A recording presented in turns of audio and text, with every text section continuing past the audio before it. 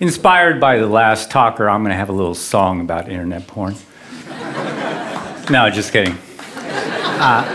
The widespread use of internet porn is one of the fastest moving, most global experiments ever unconsciously conducted. Nearly every young guy with an internet access becomes an eager test subject. Canadian researcher Simon Lajeunesse found that most boys seek pornography by age 10, driven by a brain that is suddenly fascinated by sex. Now, users perceive internet porn as far more compelling than porn of the past. Why is that? Unending novelty. In this Australian experiment, it's not mere nudity, but novelty that gets arousal skyrocketing.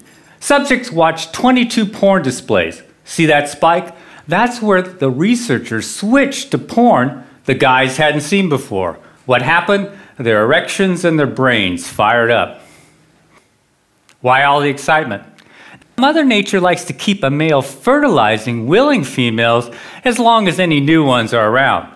In that top line, the ram, he needs more and more time to mate with the same old ewe.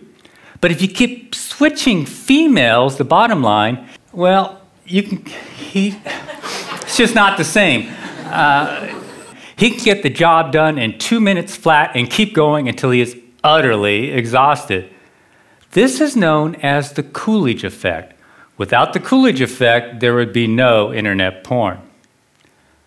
This old mammalian program, the Coolidge effect, perceives each novel female on a guy's screen as a genetic opportunity. To keep a guy fertilizing the screen, his brain releases the go-get-it neurochemical dopamine for each novel mate or image.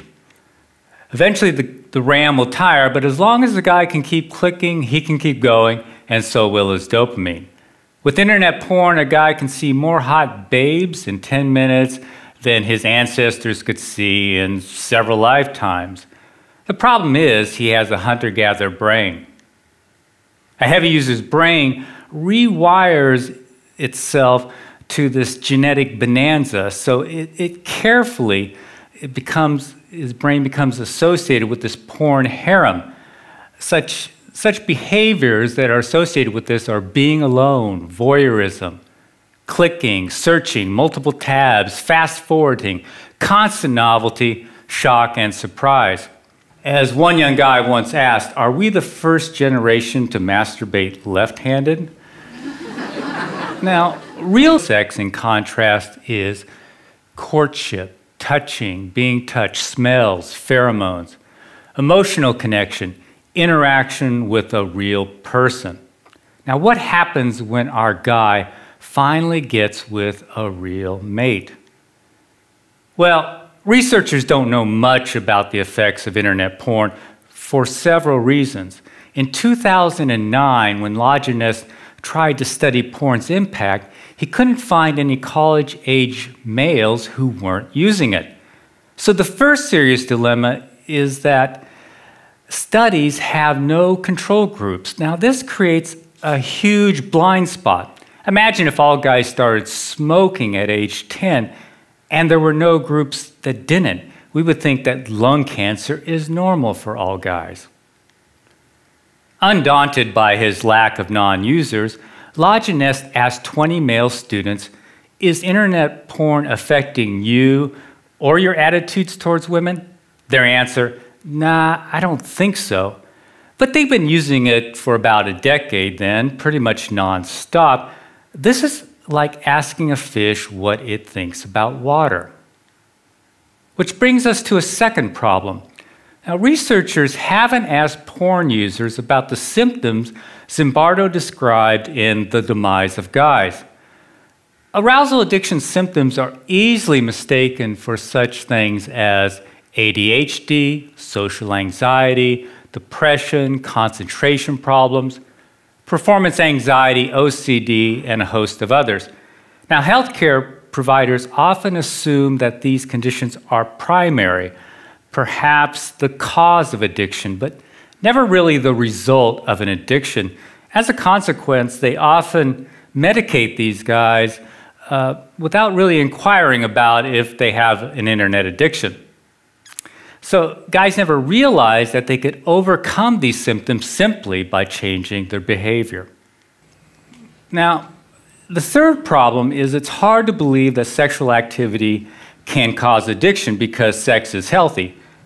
But internet porn is not sex. Internet porn is as different from real sex as today's video games are from checkers. Watching a screen full of naked body parts won't automatically protect one from arousal addiction.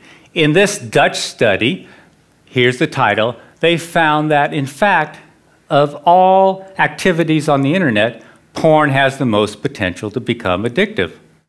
Here's why. This ancient program, the reward circuit, evolved to drive us towards natural rewards, such as sex, bonding, and food. As a consequence, extreme versions of natural rewards have a unique ability to capture us. For example, high-calorie foods or hot, novel babes give us extra dopamine. Too much dopamine, though, can override our natural satiation mechanisms. For example, give rats unlimited access to junk food, and almost all of them will binge to obesity. This is also why 4 out of 5 Americans are overweight and about half of those are obese. That is, addicted to food. Now, in contrast to natural rewards, drugs such as cocaine or alcohol only hook about 10% of users, whether they are rats or humans. This binge mechanism for food or sex was once an evolutionary advantage. In essence, it is getting it while the getting is good. Now, you can think of wolves packing away 20 pounds of meat per kill, or it's mating season and you're the alpha male.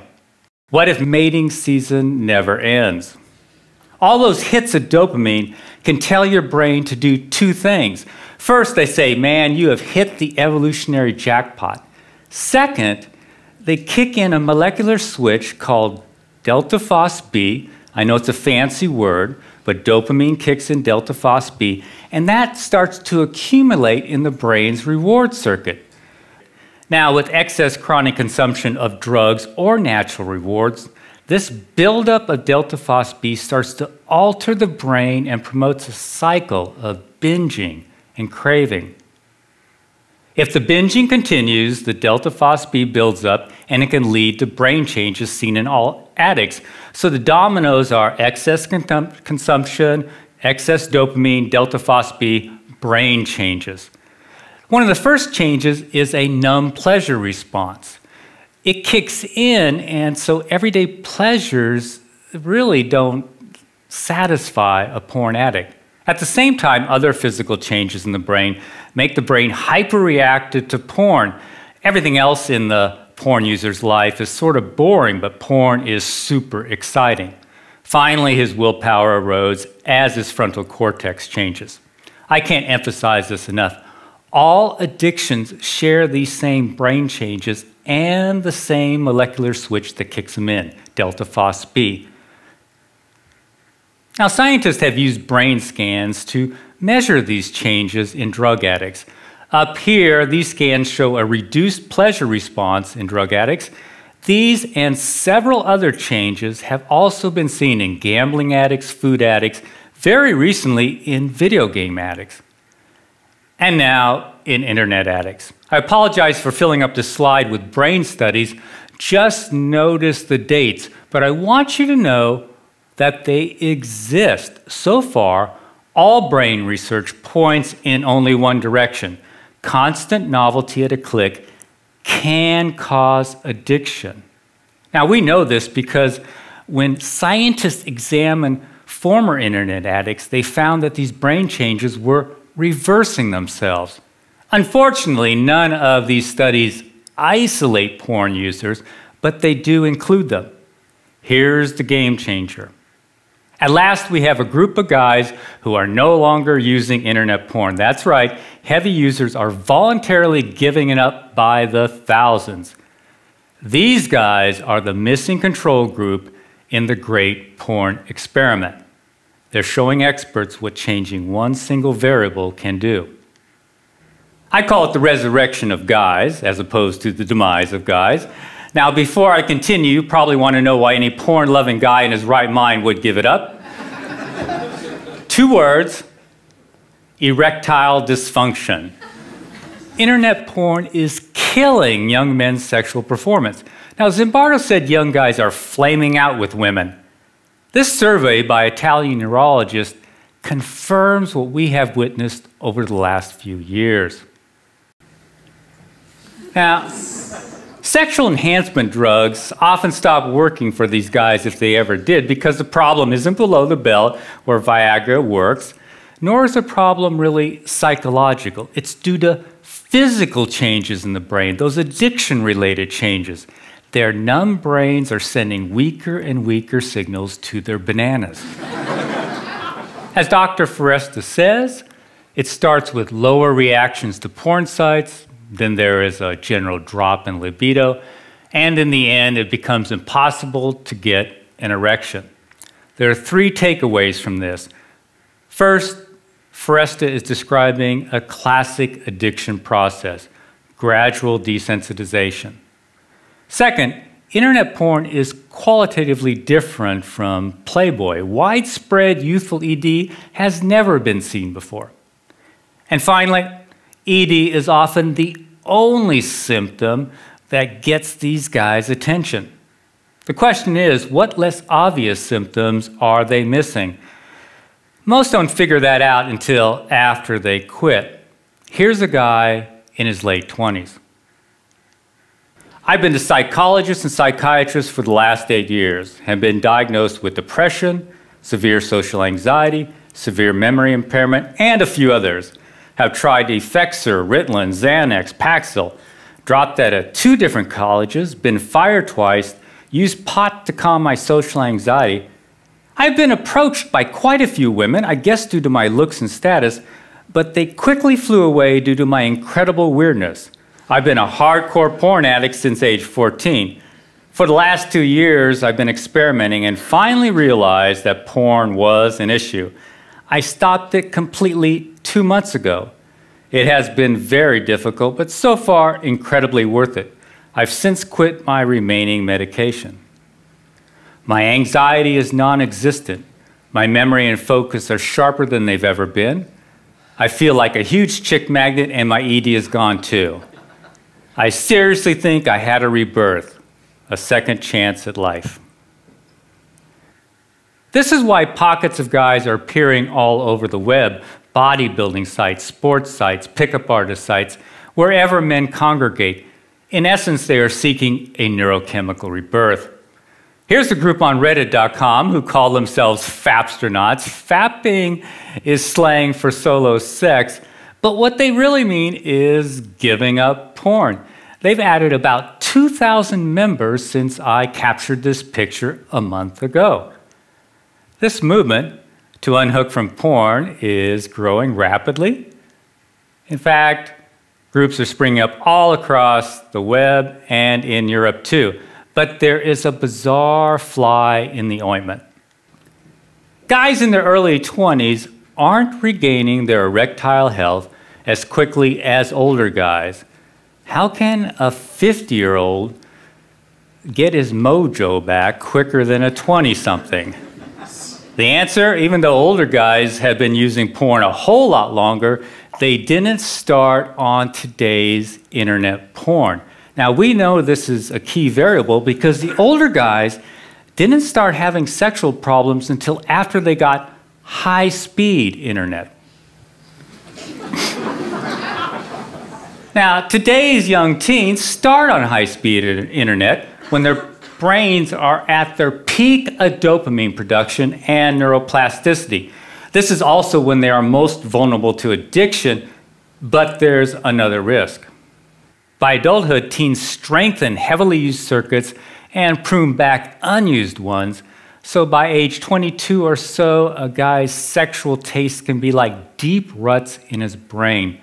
This can cause panic if a guy has escalated to extreme porn or porn that no longer matches his sexual orientation. Fortunately, brains are plastic, so his taste can revert once he quits porn. As the guy returns to normal sensitivity, his brain looks around for the rewards it evolved to seek, such as friendly interaction and, of course, real mates. Here's one more example of what we hear every day. I feel like the next Sir Isaac Newton or Leonardo da Vinci. Since I quit a month ago, I've literally started a business, taken up piano, been studying French every day, been programming, drawing, writing, started managing my finances, and I have more awesome ideas than I know what to do with.